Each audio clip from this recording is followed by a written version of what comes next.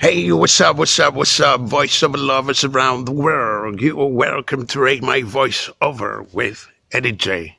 It's been a phenomenal experience so far with Rate My Voice Over, and I want you to like, I want you to comment, I want you to share, and I want to congratulate you and appreciate you for all the likes and for all the ratings. Thank you so much. So, let's get into it. So, today we're going to be reading a very interesting story, how God chose Abraham.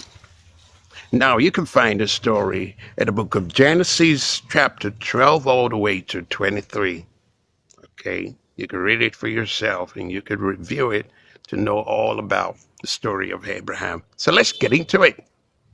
Make sure you like, make sure you comment, make sure you share. Okay? I want to know your opinion about my reading. Let's go.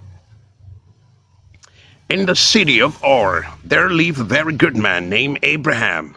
He was one of the world's richest men and was so rich that he needed hundreds of workers to take care of all his cattle, sheep, and camels. One day God said to Abraham, I want you and your wife Sarah to move to another country called Canaan. I have a special plan for you and your family. Immediately Abraham and Sarah obeyed and began a very long journey to their new homeland. All their workers also had to follow them, taking care of all their animals and belongings. They traveled many years, settling in different places before they finally reached the land of Canaan that God had promised to Abraham. They put up their tents near the big trees at a place called Hebron. Abraham loved Sarah very much, but Abraham and Sarah were sad because they had no children, and Sarah was now growing older. But one night, God gave Abraham a new promise and said, Abraham, look up at the sky and see if you can count all the stars there are.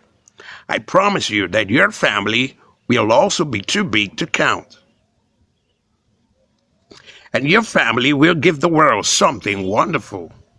Though it was hard to believe because Sarah was too old to have a baby, Abraham trusted God to keep his promise.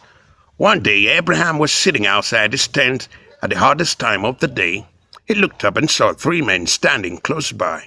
Abraham was a generous person and loved to have guests for dinner. So he asked them, would you like something to eat? Sarah made them a very nice dinner, and as they sat there and had dinner together, they suddenly said something very strange to Abraham. Next year at this time, you and your wife Sarah will have a son. Now Abraham knew this man came from God, and he believed what he heard. But Sarah heard this and could not believe it. She laughed at herself and thought, how could it be possible for me to have a child at my age? But God heard Sarah laughing and said, why did Sarah laugh? Is anything impossible for God? Of course, nothing is impossible for God. God kept his promise and gave them a son exactly a year later. Abraham named the boy Isaac, which means laughter. What an incredible story. What an incredible story of faith, hope, and believing God. As you listen to this story, I hope that it builds up faith in you. Trust and believe in God and in the Word of God.